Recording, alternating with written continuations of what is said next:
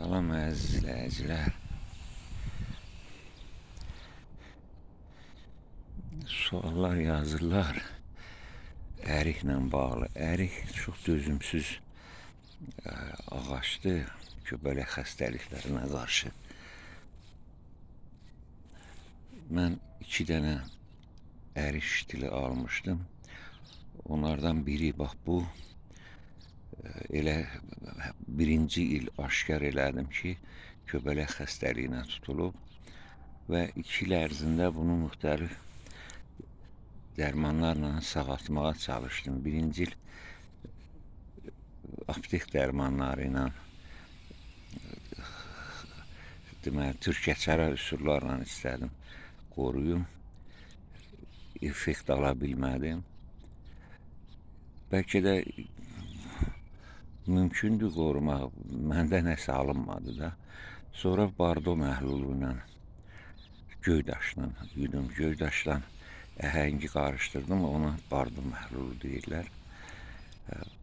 Bu ağacı və daramaqla, bax bu kötüyü görürsünüz, əsas ştil buydu. Bu budaqlar yanından çıxanlar burada sonradan əmələ gəldi, mən bunu kəsəndən sonra. Və nəticədə bir 3 il geri düşdü bu ağac. Amma bunun tayı eyni yerdən almışdım, eyni uzunluqdaydılar, bir adam boyu. Onun tayı artıq həm budaqları çoxdur, həm çiçəyi çoxdur bu il. 3 dəfə bundan daha yaxşı, daha böyük görünür. Ərik ona görə Abşeronda olmur və məndən hətta soruşurlar neçə ilə bar verməlidir.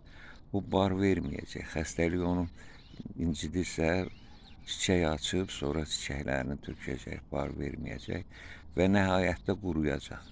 4-5 ilə quruyacaq. Odur ki, mütləq istənilən, istər üzüm olsun, istər başqa meyvə ağacı olsun, alma, armud, hamısını dezinfeksiya eləmək lazımdır. Dərmanlamaq lazımdır. İldə 2 dəfə, ən azı, minimum 2 dəfə. Payız yarpaqlı, yarpaqsız vaxtında, yazda da bax bu dövrdə tumurcuqlar oyanır. Bax bu dövrdə bardo məhlulu vurmaq lazımdır. Və bir də aşkarlanarsa diqqətli olmaq lazımdır. Göbələk xəstəliyi aşkarlanarsa bütövlükdə bağa dərman vurmaq lazımdır. Amma bir istisnalar var. Məsələn, gavalı ağacı dözümlüdür göbələk xəstəliyinə qarşı. Mənim gavallarım heç əziyyət çəkmir, heç vecin almır o göbələkləri. Bar da verir, yaxşı da verir. Budur ki, yəni Abşeronda ərik yetişmir, bar vermir deyilməsi doğru deyil. Sadəcə o xəstəliyə dözmür, quruyur və bar verə bilmir. Və olur ki, bar verir, üstündə meyvəsi, yarpaqlar sozalır, solur, sonra yavaş-yavaş ağac özü quruyur. Görürsünüz, budaq ucundan başlayır qurumağa. O, belə bir manilyoz xəstəliyi var, çox yaramaz xəstəlikdir.